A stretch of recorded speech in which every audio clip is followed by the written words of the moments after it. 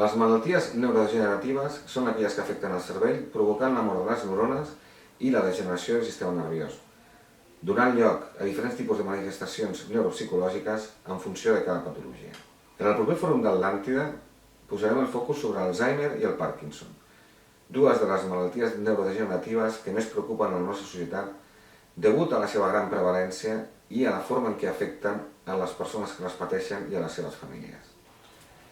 Es pot prevenir l'Alzheimer o el Parkinson? Quins símptomes d'alerta ens donen aquestes malalties? Quina és la importància del diagnòstic precoç? Què podem fer perquè l'evolució dels símptomes sigui més lenta?